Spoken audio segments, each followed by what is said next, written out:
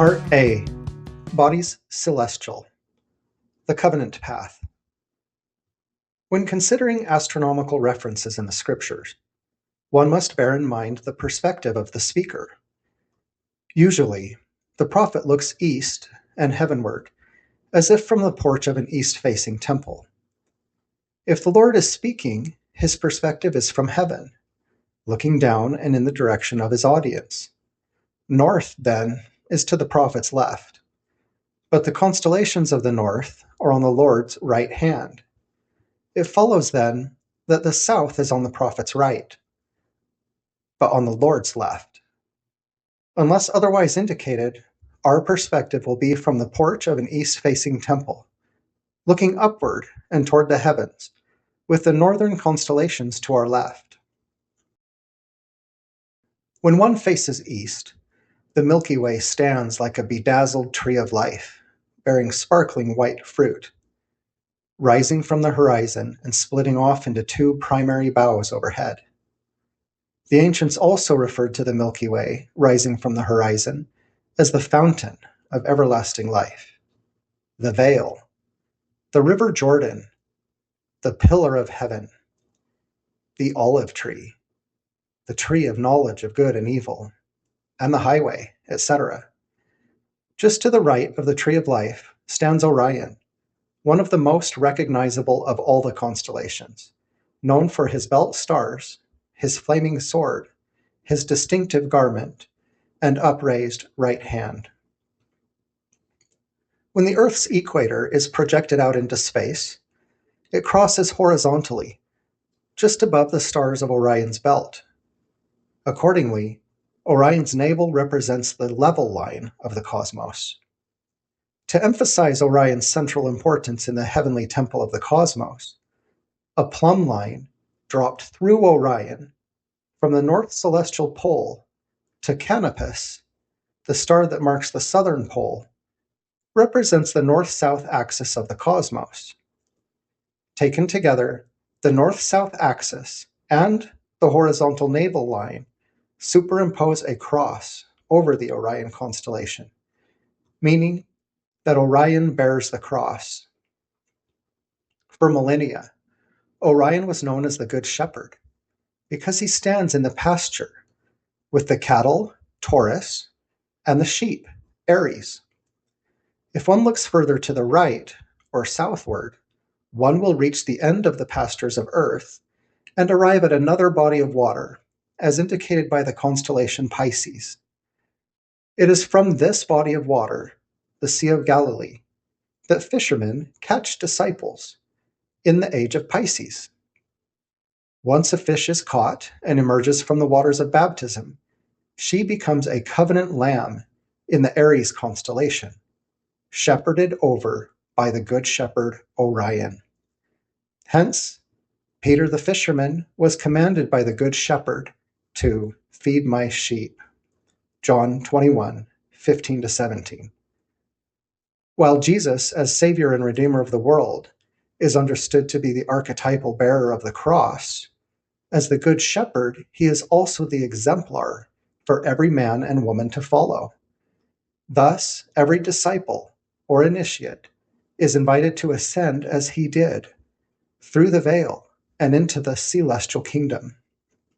Quote, "If any man will come after me, let him deny himself and take up his cross and follow me." Matthew 16:24. Throughout the scriptures, Orion is the central action figure. He is David in the David and Goliath story. He is Abraham raising a sword to sacrifice his son Isaac. He is Jehovah, whose upright arm is mighty to save. And he is Jesus, ministering to his sheep and healing a man born blind. He is the action figure of the many stories passed down orally for generations, and his hand is stretched out still.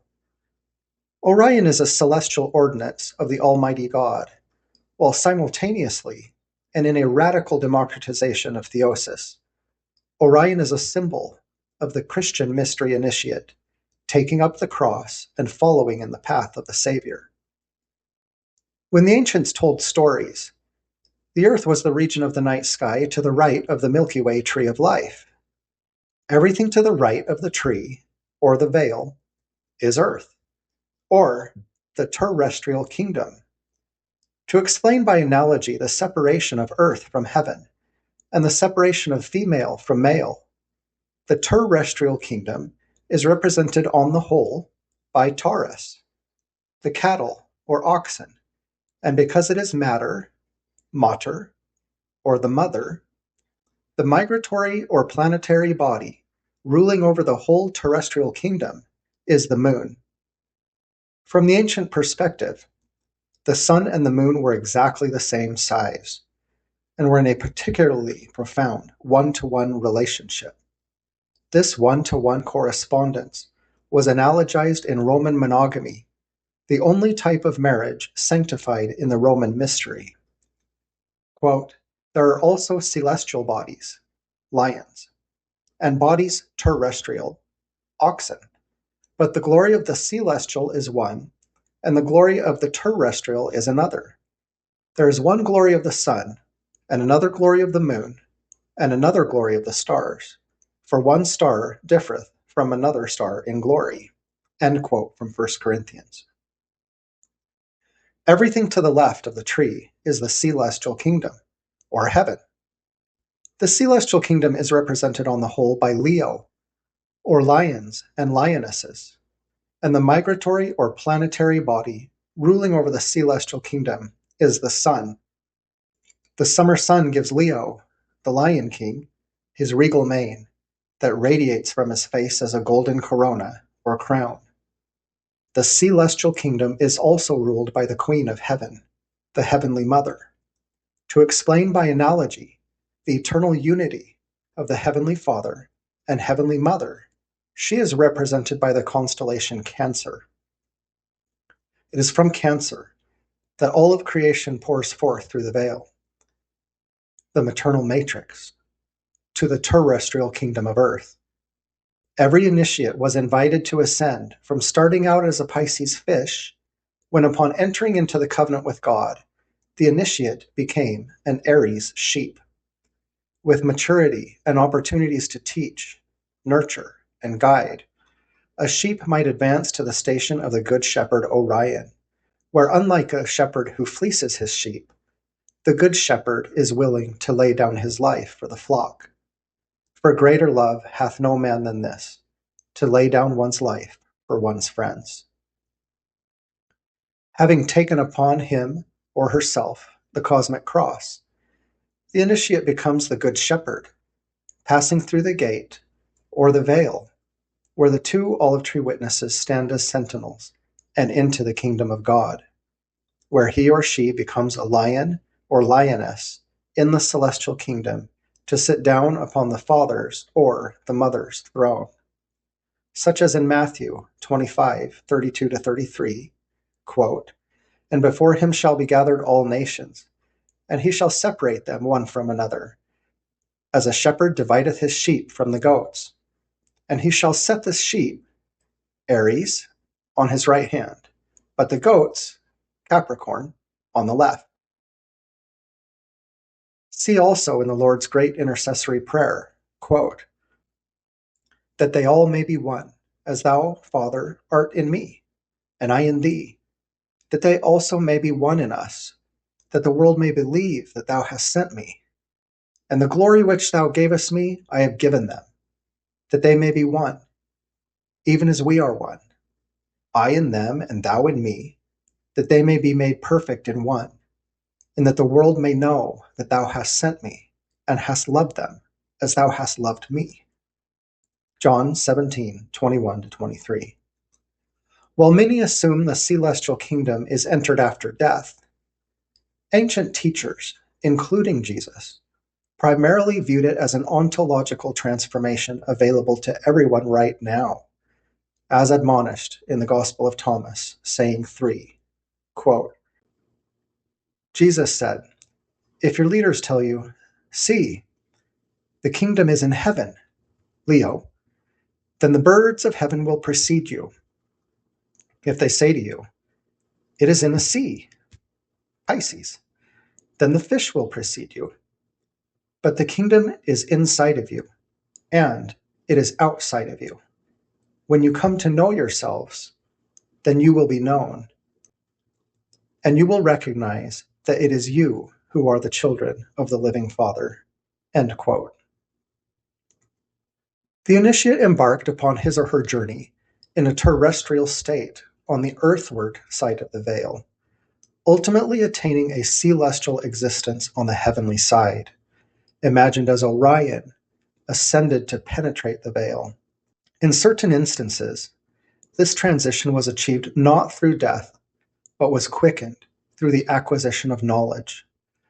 Upon fully comprehending the initiation process, the initiate recognized Orion as an emblem of his or her own transformation. In observing Orion from Earth, the initiate perceived a mirrored counterpart above, a celestial twin. While the terrestrial initiate remained mortal and physical, the celestial twin represented the eternal, without beginning or end. Thus, one identity is celestial, the other terrestrial. The fundamental aim of temple initiation was to foster awareness in the initiate of the initiate's divine nature and the epiphany of his or her cosmic counterpart. Quote, "And so it is written, the first man, Adam, was made a living soul. The last Adam was made a quickening spirit. Howbeit, that was not first which is spiritual, but that which is natural, and afterward that which is spiritual. The first man is of the earth, earthy. The second man is the Lord from heaven. As is the earthy, such are they also that are earthy, and as is the heavenly, such are they also that are heavenly. And as we have borne the image of the earthy, we shall also bear the image of the heavenly." 1 Corinthians 15:45-49. This degree of recognition signified that the initiate had transcended previous boundaries, achieving a distinguished status, likened to a lion or lioness among cattle and sheep, an obviously dangerous situation.